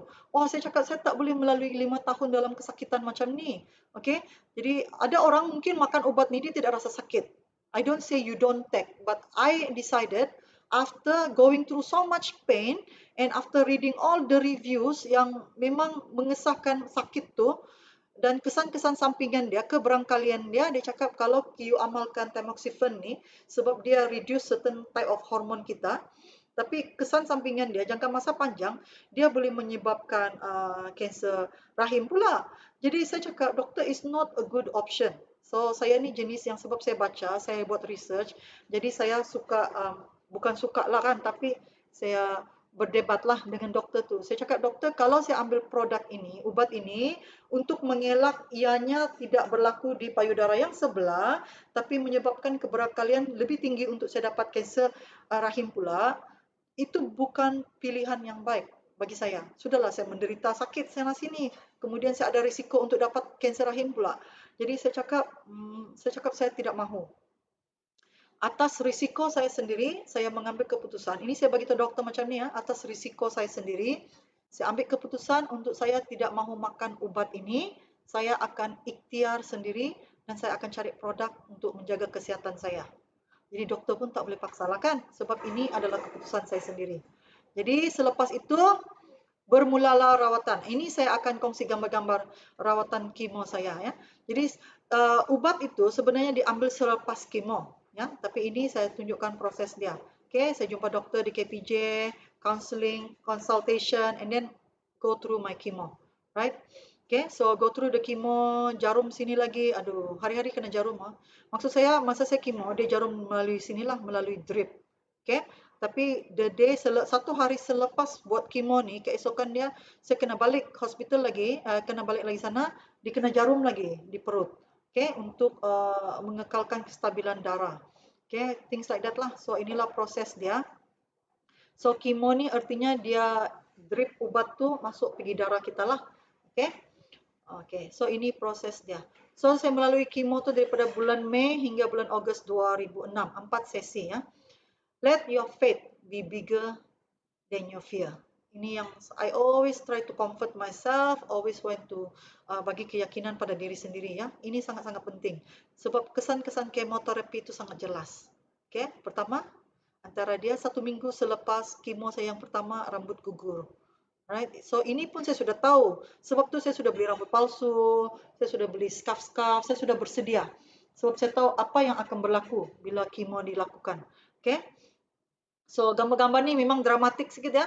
So exclusively tengok bangun pagi sejak lantai tu penuh dengan rambut. Dia gugur macam tu sahaja. Okay? Sangat-sangat banyak. Kau pergi mandi, bila kau siram shower tu, air tu jatuh dengan rambut sekali jatuh. Macam tu. Sangat lurus sangat rambut tu macam tidak melekat ya. Dia jatuh macam tu sahaja. Okay? Sekali you sisir rambut, you tengok habis rambut. Dia memang jatuh macam tu. Alright? So, tapi ini kesan-kesan yang saya sudah tahu. So, saya was prepared. Alright? Bila keadaan macam ni, bila pembantu rumah saya kan membersihkan tandas tu, saya panggil dia, tengok rambut saya banyak jatuh. Dia tengok pun dia nangis. Saya cakap, jangan nangis lah. Cakap, kenapa tak nangis? Cakap, sebab rambut gugur boleh tumbuh balik. Ini hanya kemo. Macam tu. So, itu maksud saya, positivity itu daripada kita lah ya. Kita sudah bersedia. Bagi saya sudah bersedia untuk menghadapi keadaan ni. Okay, so apa berlaku? Inilah berlaku. Tengok, dia sudah mula botak. Rambut dia macam rambut saya sekarang kan, panjang dia. Okay, mula botak sudah. So, oleh kerana rambut tu gugur terlalu banyak. Alright, so selepas mula gugur begitu, saya pergi salon. Ini saya sudah pergi salon lah ni. Okay, so saya pergi potong pendek.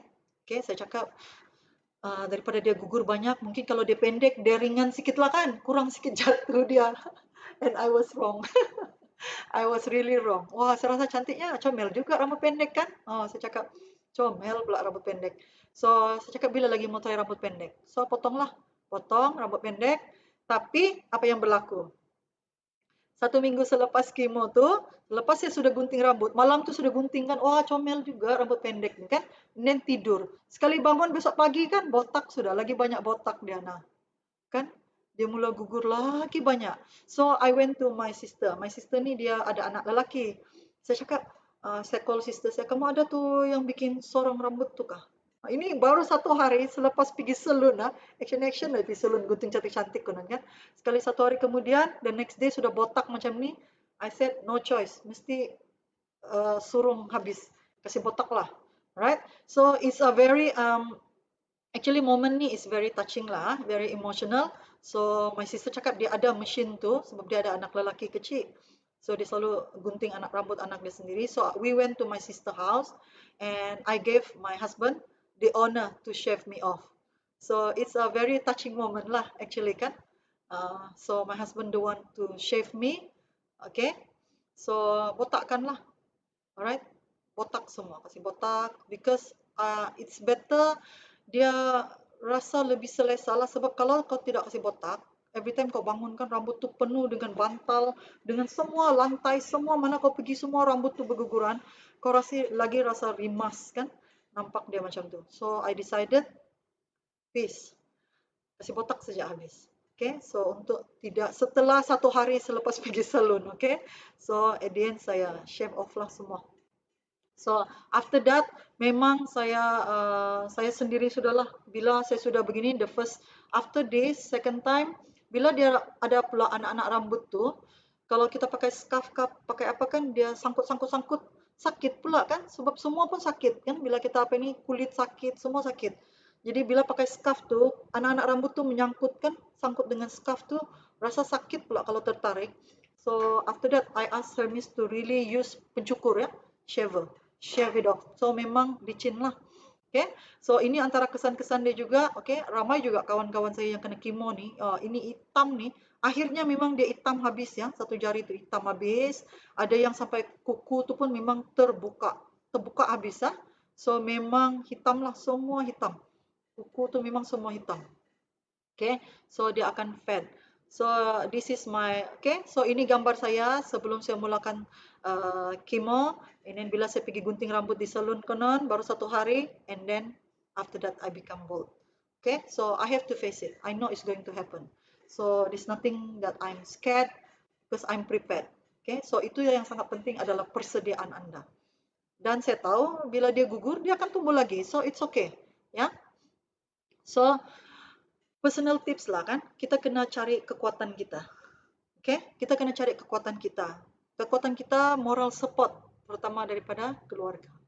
Okay, daripada suami, daripada Anak-anak itu sangat penting. Okay? Kita kena terima, embrace it, and move on. If you can't change it, accept it and challenge it. Okay, kita kena challenge lah.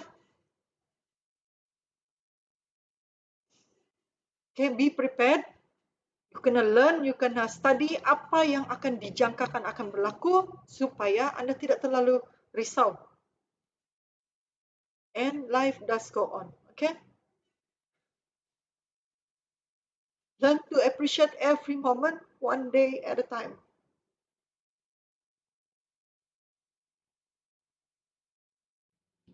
Okay, this is gambar-gambar masa sepanjang saya buat kimo lah. Okay. So ini masa memang sudah botak, so I wear all the scarf. Saya ni tidak pandai sebenarnya ya, tapi pergi Google juga macam mana orang gulung tu, gulung ni, so saya pun buat sajalah. Apa-apa cara yang saya tahu, saya hantam saja buat kan. Jangan takutlah kan, be kreatif saja. So bila sepanjang sakit tu, I have nothing to do, I'm in the house. So inilah kerja saya. Okay? Selfie-selfie lah. Alright? So bagus juga handphone ni kan, dia ada penghibur. Okay? You go and selfie, you make yourself feel good. You have to make yourself feel good sendiri kan. So I enjoy doing all this thing. Enjoy lah kan mengisi masa saya.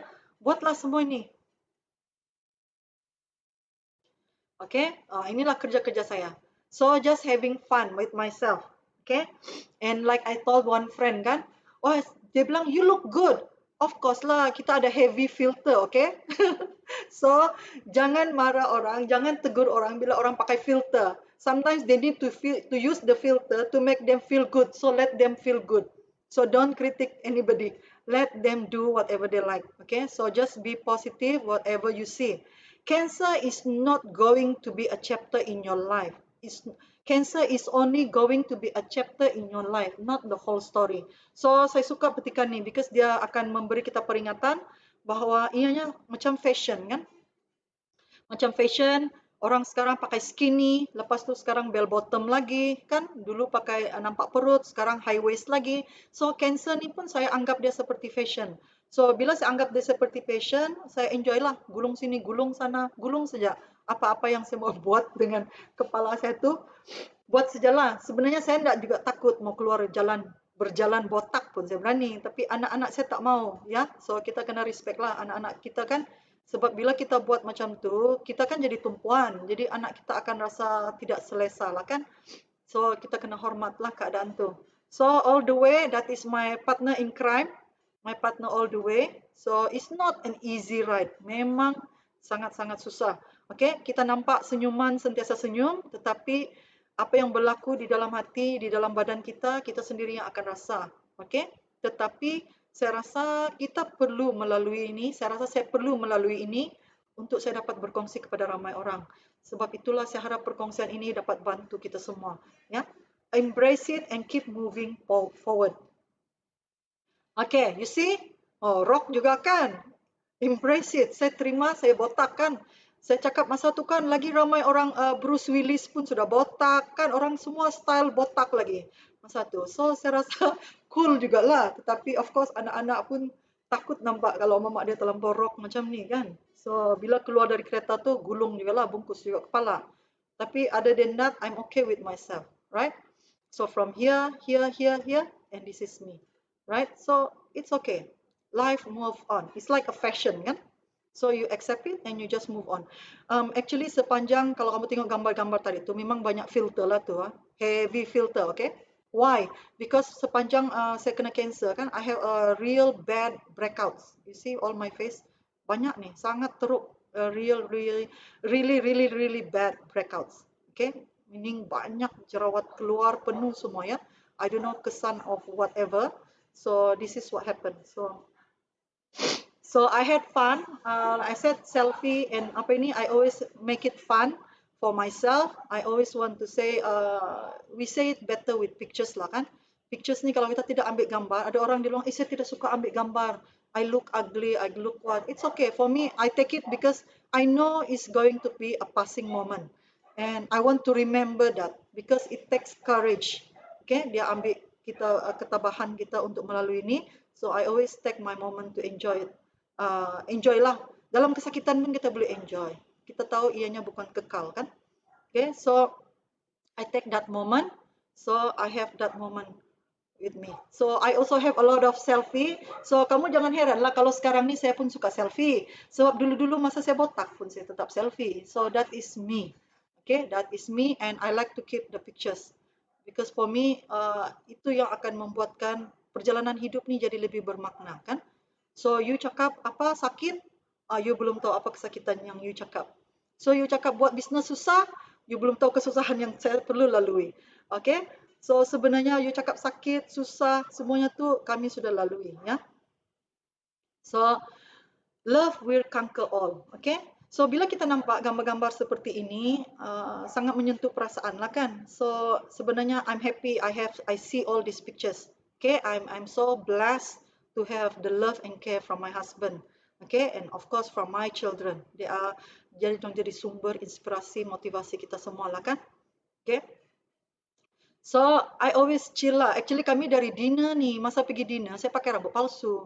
Tapi kan saya tidak suka pakai rambut palsu tu sebab saya rasa sangat panas. Saya kalau di rumah kan kadang-kadang orang datang, orang pun terkejut ya, ada perempuan botak di rumah kan. Tapi saya biasanya saya chill sajalah. Biasa saja macam tu. Jadi ini after dinner, picture-picture lah kan dengan husband saya. So sebagai kenangan, because I think these pictures will be very memorable, alright, one day. It's a story kan, I live through this story. Yeah. Okay, so from this to this and to this. You see, ini tidak ada filter. Kamu nampak kan berapa teruk muka saya. So ini baru chef ni, tengok sangat licin. Saya memang chef dia licin begini selama 5 bulan. Okay, I really selepas saya potong, selepas saya start shave kan, saya tidak keep dia. Memang every week saya shave dia licin. Sebab kalau dia tumbuh sikit, selagi saya masih melalui kemo tu, dia sangat sakit. So saya biarkan dia licin habis, sampai kemo saya habis, baru saya mula biar dia tumbuh. Okay, so fighting cancer every step of the way. So this is me, this is me, this is me. Dia mula tumbuh sudah kan, ini selepas cancer. Sudah mula tumbuh halus tumbuh. Tumbuh juga. Rock juga kan?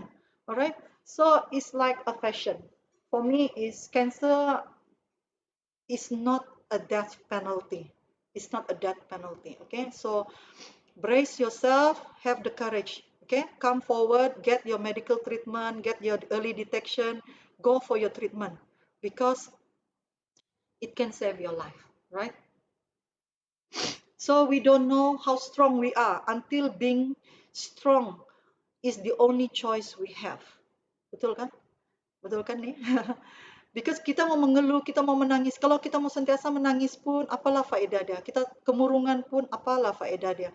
Kita bersedih pun, apalah faedah dia. So lebih baik kita tabah, kita gagahkan diri, tabahkan hati. Okay, make macam nothing happen sajalah. Ya, beranikan diri sahaja. So I am not lucky, I am blessed. Okay, your illness does not define your strength and your courage does.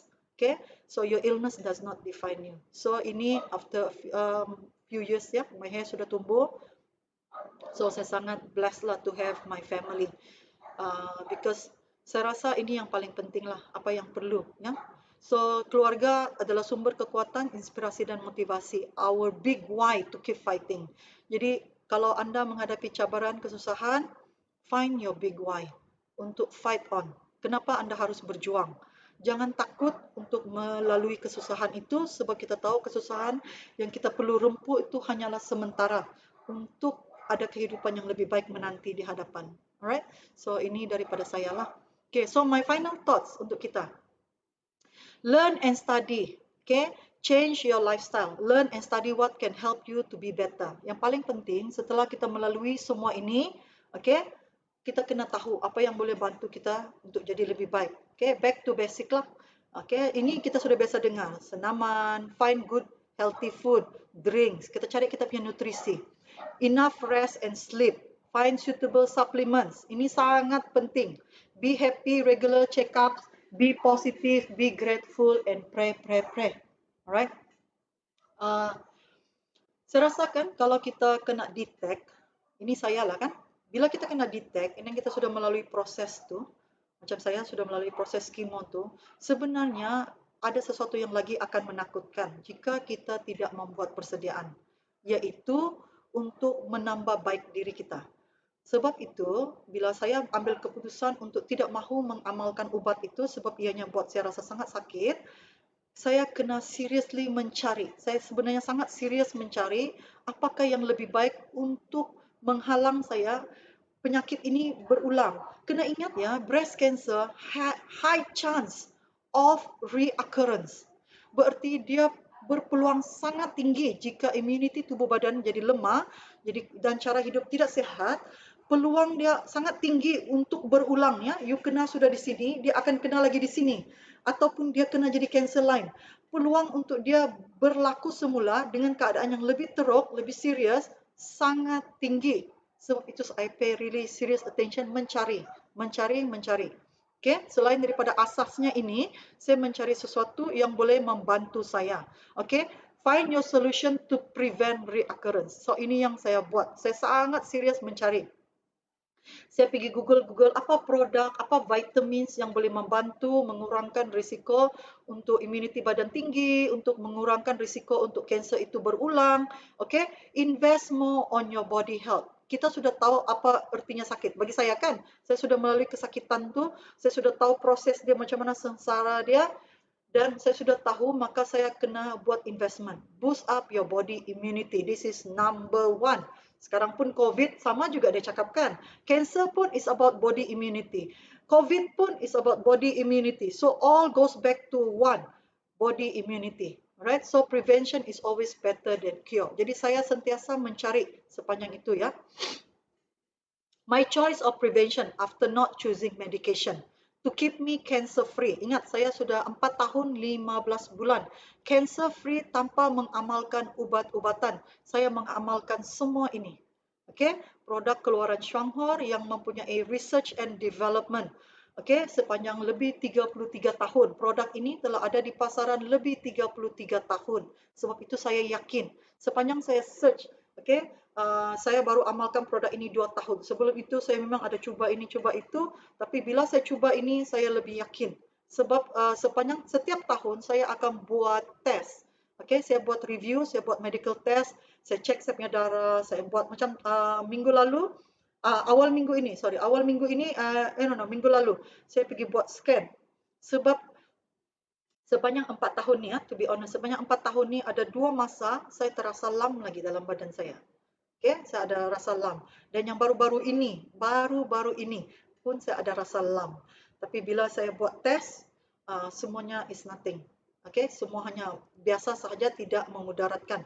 So saya sangat bersyukur sebab saya amalkan ini. Ya, so semudah amalkan CEO Cafe. Okay, saya amalkan CEO Cafe. Kita ada komen email dah. Okay.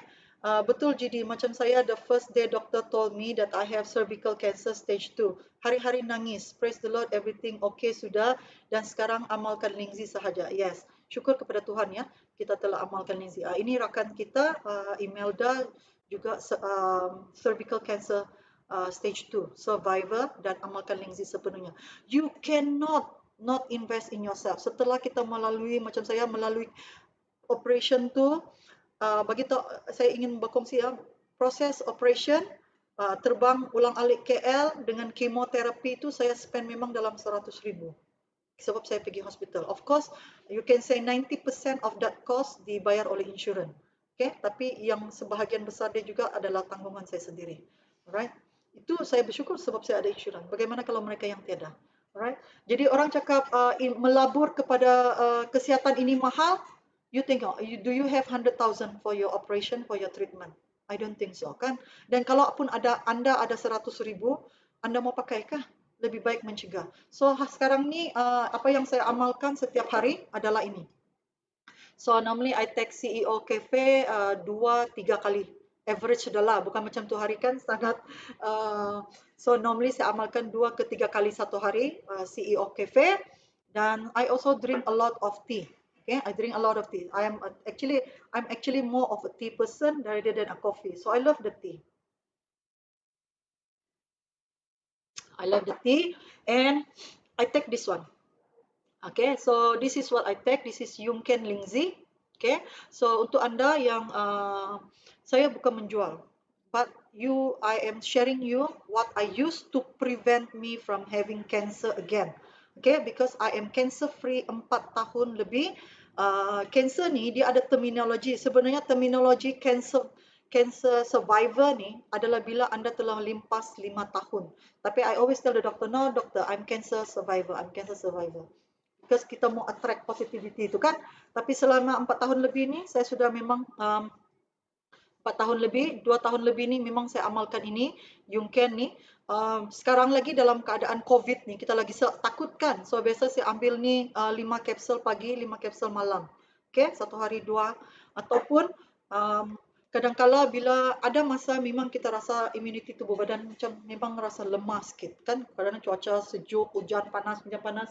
So and then kadang-kadang saya travelling because I travel a lot sebelum ini.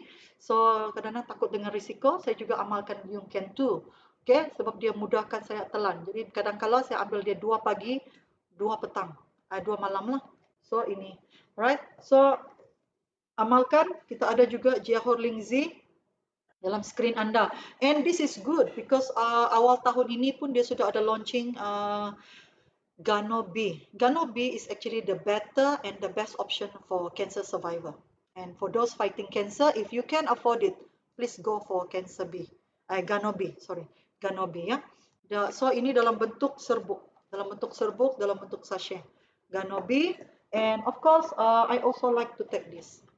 Okay, Lactoberry. Okay, kita punya immunity booster, high vitamin C, high probiotics, sangat penting ya, probiotics and vitamin C ini. So sangat senang, hanya macam ni, you boleh koyak terus tuang di mulut saja, makan macam tu. So I take this a lot. Sekarang pun, because sekarang ni musim Sabah ni, dia panas kemudian dia ribut. Okay, and then panas dia, and then sekarang Sabah lagi tengah high of COVID-19. Okay, kita punya digit is triple digit sekarang, so please take more of this. Take more of kita punya lactoberry because it can help. It will help. Okay, jangan berkira tentang kesihatan, pencegahan, sebab jika anda, orang cakap, dia cakap, bila saya cakap kan, ini, Yungken. Ni Yungken berapa? Dia cakap, okay, Yungken 270, 60 kapsul. 270, wah mahalnya. Saya cakap mahal. Kalau you kena cancer, kena bayar 100,000. Mana lebih mahal? Ini lagi murah kan? And then ini you minum ni, you tidak ada rasa sakit. Kalau you kena cancer, you kena chemo, you kena sakit dari hujung rambut. Walaupun rambut jatuh, daripada hujung rambut sampai hujung kaki, sakit dia tu. Okay? You tidak ada rasa sakit bila you makan ni, tapi kalau you melalui rawatan, you melalui banyak jenis sakit. Alright? Sebenarnya ini sangat-sangat membantu saya. Sebab selepas chemo, walaupun rambut saya tumbuh, dia masih banyak gugur dan kulit saya sangat gelap. Sangat-sangat gelap. Okay, but you don't worry lah. Bila you tengok gambar saya dekat Facebook tu, dia memang comel. Cantik sejak kan. Sebab pakai filter. So you don't blame me. Because I need to use filter. Otherwise, you're gonna be scared to look at my face. But since I use Shuanghor ni, actually saya punya pigment pun banyak lighten up. Banyak lighten up ya.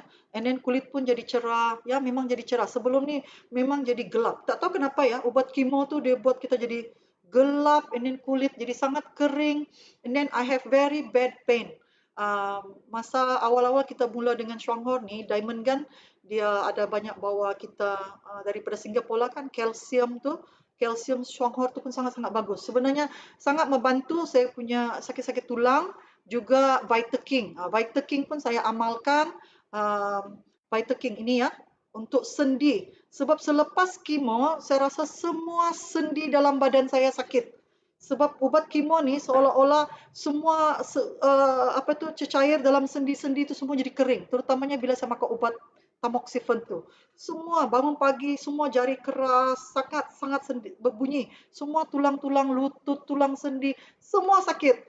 So, bila saya berhenti, jadi saya amalkan semua ini, terutama Vitaking sangat-sangat membantu. Alright? Dan my hormone is back to normal. lebih teratur, lebih stabil. Okay, so bila hormon lebih teratur, lebih stabil, itu akan membantu juga kita boleh nampak daripada kulit, ya. So kulit pun lebih baik. So memang, okay, yang paling penting adalah ini, prevention of relapsing.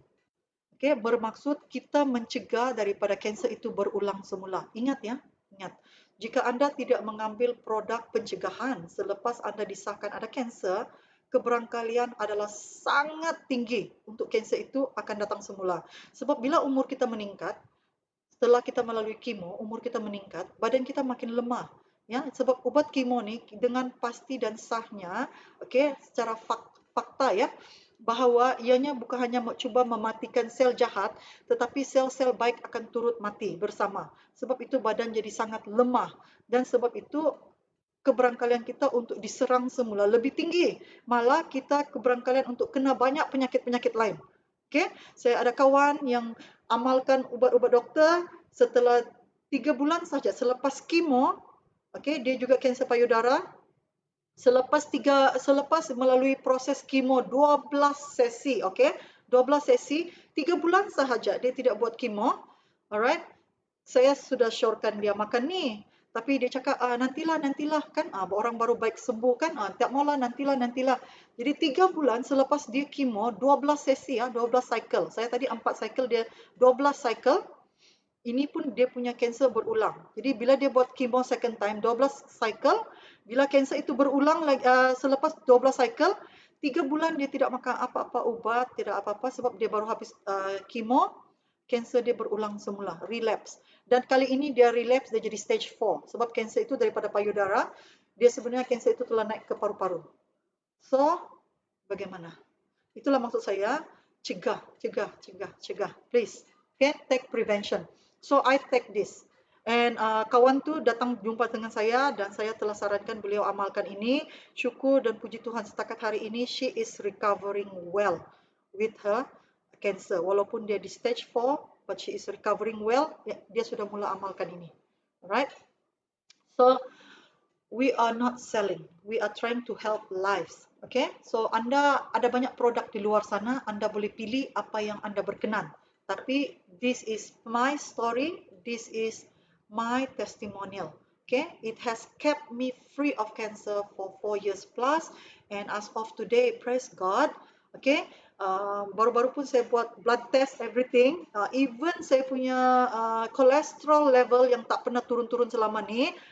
Sejak saya amalkan Lingzi, all my cholesterol level semua turun, all my cancer markers semua drop. Okay, since I started using Lingzi, still I started using all these Shuanghor product. Memang sangat-sangat membantu saya. Jadi saya berharap perkongsian ini akan membantu anda juga untuk hidup bebas kanser, untuk hidup bebas daripada semua kesakitan, semua kesengsaraan yang anda mungkin terdedah. Ya, jadi itu sahaja daripada saya. Ada 3 komen sini saya mau baca. Joviana, oh my dear friend from Labuan. Salut dear sister Mariani di Ocampo. Nangis saya dengar sharing sis. May God bless you always. I miss you Jovi. Miss you. So I hope to see you. Yeah. Alright, so Natasha, betul, jadi pencegahan lebih baik dari merawat dan pembedahan. Yes, of course. Sebab pencegahan kita hanya makan ya, kita tidak melalui proses sakit. Okay? So itu sangat penting kenapa kita perlu cegah. First thing cegah, kedua early detection, ketiga lalui rawatan yang perlu, but lagi penting prevent reoccurrence, iaitu kita kena ambil lagi balik untuk pencegahan, untuk proses kedua tidak berulang sebab ianya biasanya lebih serius daripada yang pertama. Okay, Francis Lin, hebat dan kuat tabah menghadapi krisis penyakit yang beliau alami, berjuang untuk anak-anak dan keluarga bersama doa. Ya, so dan pengambilan produk Lingzi Shuanghor tepat dan produk yang terbaik akhirnya merubah kehidupan jadi sangat luar biasa, hebat. Yes, so thank you so much. Alright, thank you so much yang join me on this Facebook. Alright, so you can share my page ni. You can share this sharing. Semoga akan membantu bagi mereka. To all the women outside there, please do not be scared. Come forward. Okay, if you are scared to contact the doctor, Bila you ada rasa sesuatu, you may contact me if you want to some advice. Okay, saya ada juga orang yang akan hubungi saya secara peribadi minta pendapat.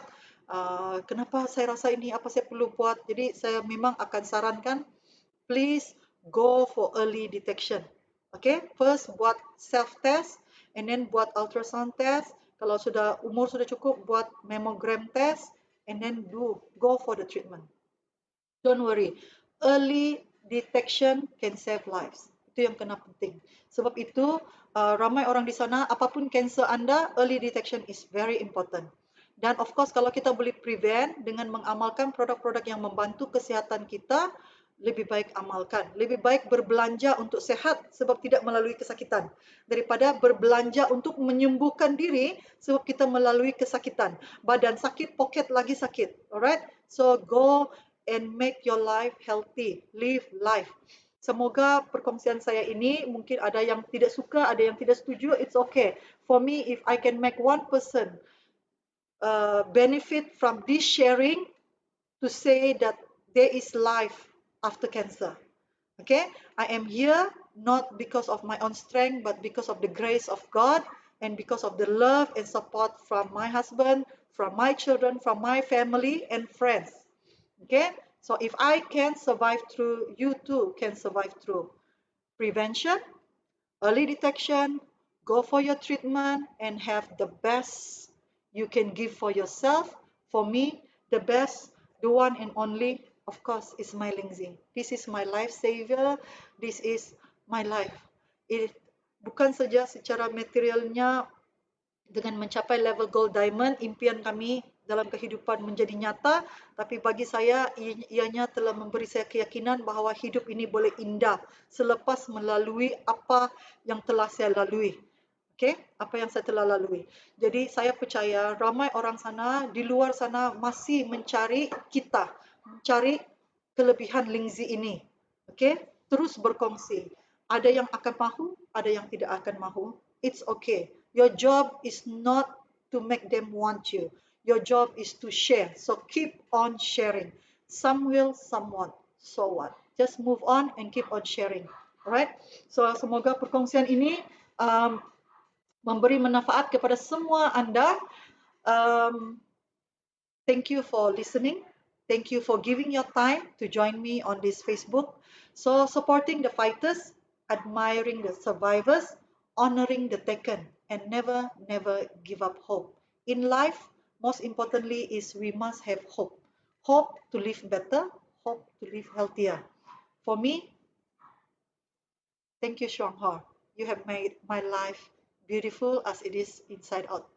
Thank you to all my friends, all my friends who have helped me, who have guided me to go through with Lingzi. So I am forever indebted with my family. We are so rasanya berhutang budi, berhutang nyawa, berhutang kesihatan dengan produk-produk Lingzi ini sebab ianya memang telah membantu kami sekeluarga, bukan saja saya tapi orang-orang di sekeliling. So semoga anda terus berkongsi kebaikan kepada ramai orang. Thank you. Thank you Juliana, thank you everybody, thank you semua yang join. Agustin, thank you so much ya.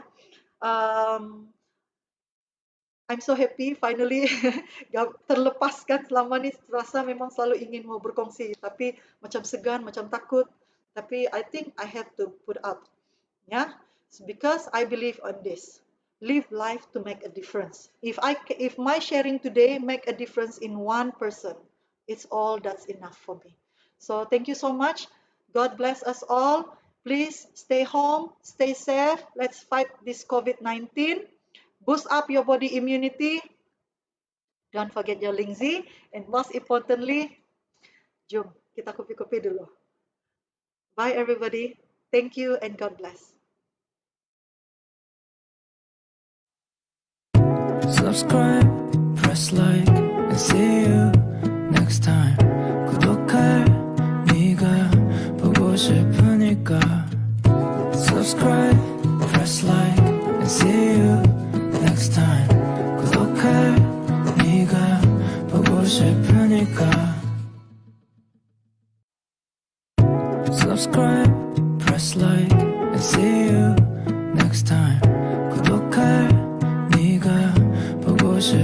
싶으니까 subscribe, press like, and see you next time.